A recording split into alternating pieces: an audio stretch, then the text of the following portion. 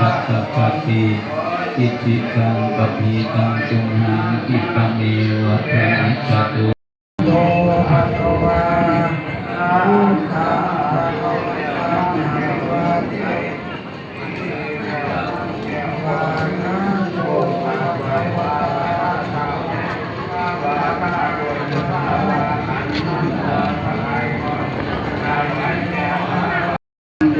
สัมม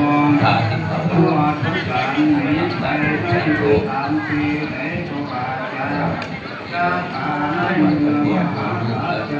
กินอากันเดี๋ยวให้เราเห็นหน้ากันให้พี่โตได้เรื่อยๆให้ได้เห็นหน้ากันอีกสุปีเรื่อยๆเรื่อยกินเผากินน้ำกันเด้อ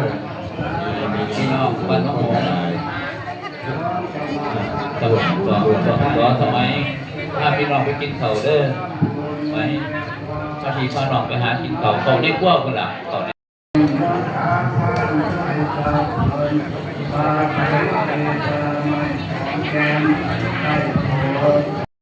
ฝอนอยู่นี่แล้วก็จะฟ้าเข้าไปฝอนจะเข้ากัน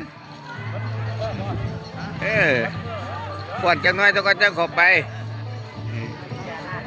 ฝอนแม่พูดสักด่าไหมโอ้ยบ่ฝอนเว้ยเงยไปเอ้ยชื่อมาตาคาบันบังแบงอินทาพิลาแจ้งเป็นคำเขามาสู่อาญามาสายที่ดีโมลากัญญาณคงลานจรจาจีคอยที่คอยมีคำการให้ใจมาในวันนี้สู่บรมครูเวสันดรทำไปสู่พระเวสันดรขอนาคที่สียอดไทย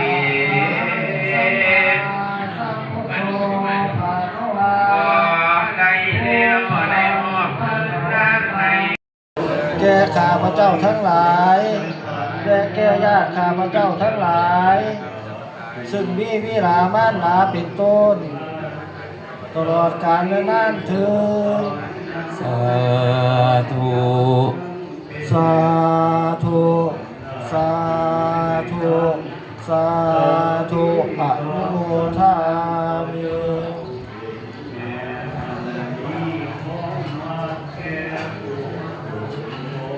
เตรียมตรวจน้ำรับพรกัน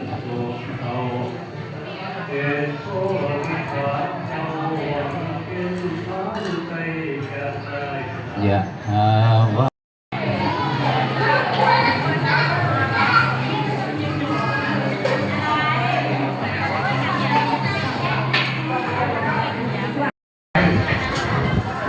ตัวเจ้าทั้งหลายเจียงกินนาดูยอมไปให้ละไหนโศกโศกะเจ้ากงพังกันสัตตาตัวทั้งหลายโบกเลยควรก่อนเรียนทรงก่อนเขาก็แก้ปัญโยกแห่งคำปัญคำว่าก็โดยทั้งเปลี่ยนเปลี่ยนตั้งเป็นเอกจะเป็นคอยหลวงใหม่ที่ว่าถวายตามเศษทานไปวันก็เตรียมตัวไหวพระพิฆาตโยชน์แก่พระโยชน์ทั้งนี้ตนยังตั้งโลกกำลังหาโกมนตีโบใดนี่จ้าคือดังเท้าชาลียศยิงกันมาแก้วจิงกันหาแก่ลีลีโบโคกาติยาสองทิพาดันโส ตนหรือดังเป็นเขาโคนวงศาเดือดกระยามเที่ยวไปมายอดหญิงงามเพียงสิบสามมือกันเพียงสันติก็ปรากฏนาคูหาอีวังเปทละอีลาสาบางทางบรมสีตนไรตนวิเศษว่าในราชบรรณาการเวลาคำละวาดูลาอามาโคนสันลาดจงไปทันมายังความเท่ากาวันพระเจ้าอันยศตาลาสีตนดังเลือหอยที่รักเอาเด็กน้อยมาไข่จิตมีจาเพียงบารมีบอกหาเทศาสอันเกิดมาเป็นระดับแผ่นดินนายยอดหญิงเป็นที่เบิ่งแย่นั้นสิ่งอาศัยอันหนึ่งบ้านโลดดังนาเกิดกับนาคนที่ละสัทธานิสิกิราราตัวองค์อาจารย์ขับเพียงอาเสด็จเดินโดยคนโยมโยธรรมโนบันในบุตรีสีนวัดนาดีแก่สาวสีดีโนลันลางามทั้งเจ้าเสียงทั้งหลายแสนธรรมดาพอดำมวลสวดหาบาใดสองนาทีเสียงคำเป็นปัญหาเจ้าผู้พังงานสัตย์ใจตาทางผียักษ์โคอันว่าเป็นผียักษ์เมธีเกียรกับเทศนาเป็นพระมัทธธรรมพบเรือไปไปนาบังยักษ์ยักษ์กว่ากินดังเนื้อนอด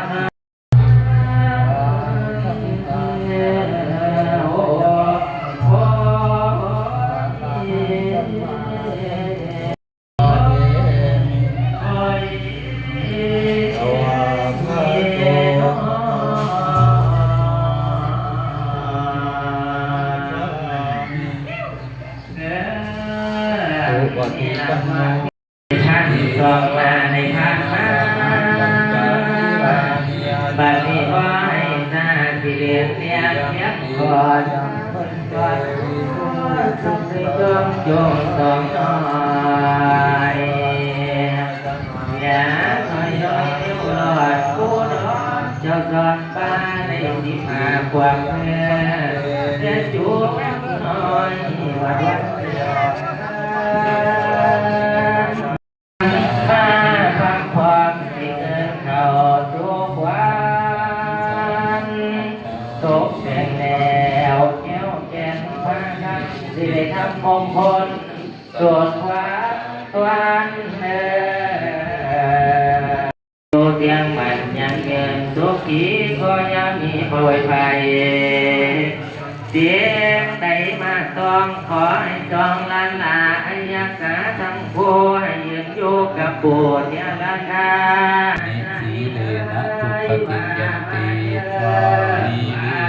โมภสัมปทามีเลนะนิทุติยันติตัสสมาสีลังวิโสทะเยมานิปัญจสิกะมาคนจางเจ้าเตียงนะจังหวะตกแต่งดังกระบวนแห่แผ่พันจะตุลงนั่งทับที่กระบวนเลี้ยงลายใจหญิงหล่นก่อนเงินสาวอ่อนนะทัดยาพวกโมบอนคำกลมดนตรีมาชาที่ตามหลังไหลลีลาเพียงพูนเพียงความพังน้ำพิธี12โคเพนีไหลหลากกระดามดาเดือนน้ำดังเดือนดาวร้องจอมลาซาพินาเด่นทรงนาทินชาลานลานลากระนังเทียมนาทั้งเทียไทยจอมลาดมาเฮสีพุทธนีงามนอนนางจะลดเรื่องลานางแต่นอนเล่มใหญ่ประมาณเดือนเอวังอิติสาตั้งแต่เพียงตอนนี้ข้าตามี60 โลมุงก่อนละโยมนาเดสา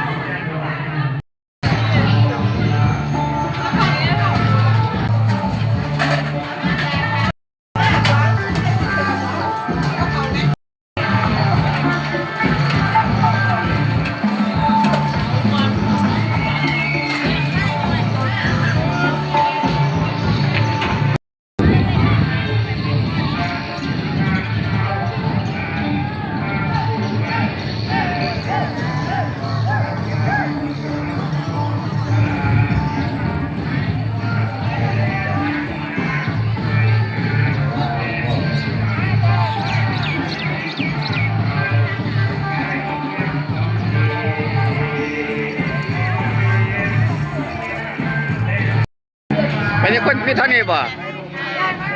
มาย้ายไป ดังมากบอกค่ะ ครับ โอ้ยก็สั่งค่ะไม่ค่ะ ออกธรรมชาติไม่ค่ะ เลือกไปเย็นได้มันเต็มฟ้าเขาสารทันยากข้าแดงทำขอเคยกินแกงพักเมียพุ่งตัวเดียวเมียกินหัวตัวกินหางกลางไว้ว่าแดงมายัง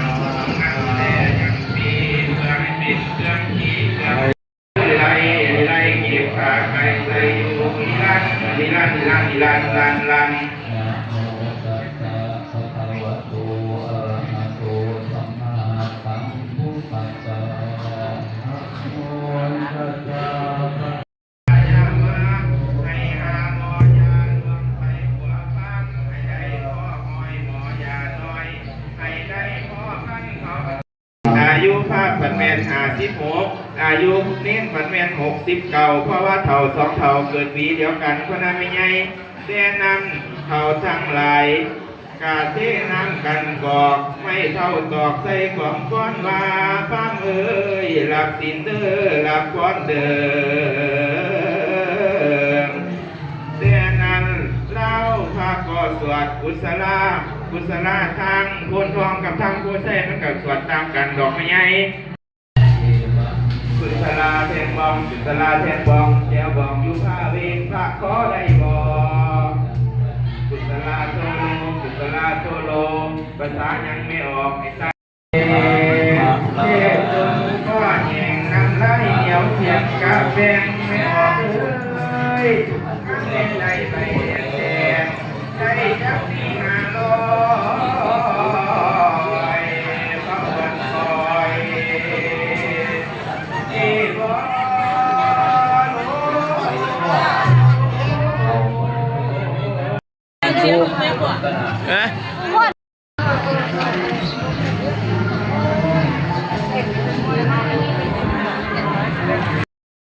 หลายโพด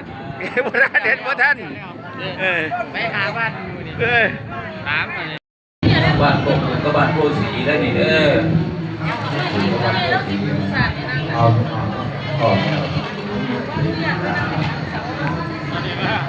นั่งบังเสามา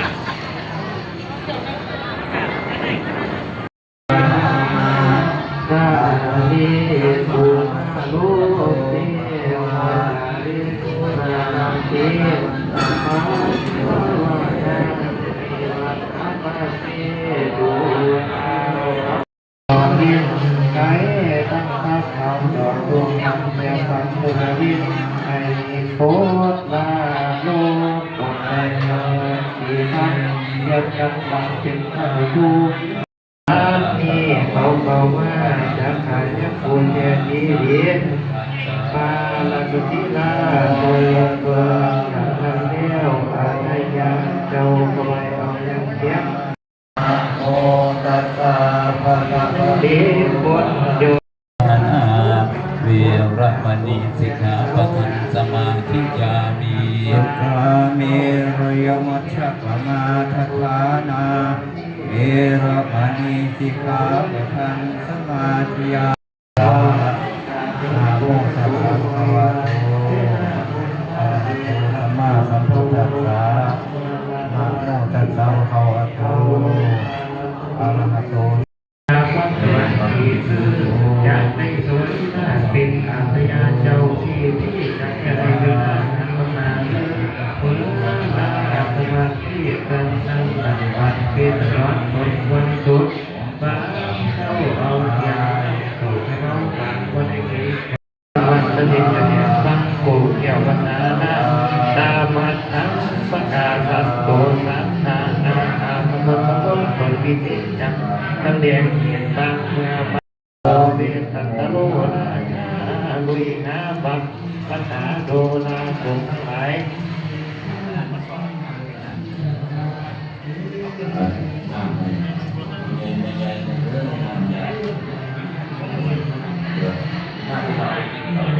ผู้พาพระตมา บริวารขันมาเกิดนักชาวที่นะครับ นายกก็ร้องนายกมาที่ร้านเราไปกินข้าว โยนทั้งพวกเราจะเดินทางไปโอ้ลงมาต้นไปทางสารเขาดีครับถึงโตมาตั้งนำเดียวงานล่าสุดเกี่ยวเราขึ้นมาหลังข้างมากตกแก่ยันทำทุกก่อนแล้ววันเดียวบนคอ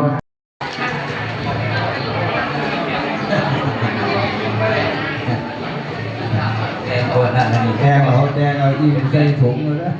ใส่กดไปเบิ่งของ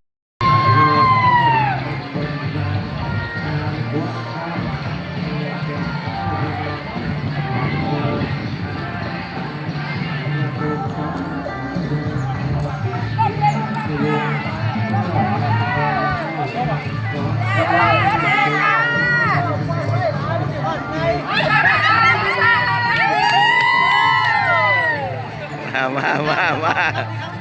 สวัสดีครับสวัสดีครับสวัสดีครับโอ้ยข้าเดือของฮอนแล้วบัก ไปแล้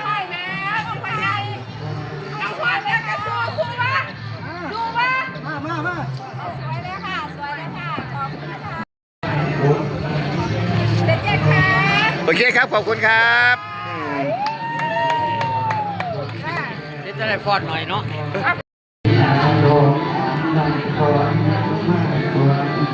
เยราสัตตายนาสาธุทาหาริตุสยามายิเมนาสัตตายมาอันธรรมาอิสุจาธรรมะโนเยราอิสระเอนะสังฆปัญญาปาริยัตถามะ นะโมตัสสะภะคะวะโตอะระหะโตสัมมาสัมพุทธัสสะ นะโมตัสสะภะคะวะโตอะระหะโตสัมมาสัมพุทธัสสะสรณังคัจฉามิ ทุติยัมปิสังฆังสรณังคัจฉามิ ทุติยัมปิสังฆังสรณังคัจฉามิ ตติยัมปิพุทธังสรณังคัจฉามิ อานิสิกขาปะทังสมาธิยามิ อาทินนาทานาเวรมณีสิกขาปะทังสมาธิยามิ ก็จะช่วยบรรยายพระญาโสอาทุกเราโดยชาติตุนิเจ้าทุกโกโกเนียส่วนแม่บนความชอบก็เป็นปฏิมาทีนาบริเกิดเพื่อไปก็ต้องเก็บปัญหาในกระทรวงการว่างานบนงานตก จักขุปฏิหานิสัพพิหานิปัญหาภูสัมมาสังเกวะมาตามิตุ อายุยามาคิตวะเอเอวยังลูกเกียวอามันจะสวัสดีอานักบุญโตบอาจักรตังด้วยสัพพะวะเอ วเด้อ วันที่ยาสันตวันที่ยา ตำรวจคนที่ยังกินยังหลายบ่มีบ่ลงมีคนที่เป็นว่าแต่งมามีน้องที่นั่งพี่น้องบ้านไทยบุรีกับพี่น้องบ้านจังหวัด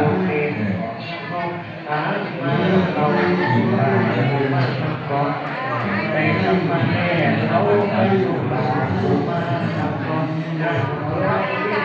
เราลูกค้าพลังทั้งเจ้าตัวลูกไปในสถานที่ทางสาธารณะถ้าเจ้าพุทธดีที่พวกเราเป็นปัญญาแก่ผู้ขาหลายกับก่อนน้ำตนเองมาลาชาพี่ดังมีเก่าเนาสองพี่ก็ขาเกิน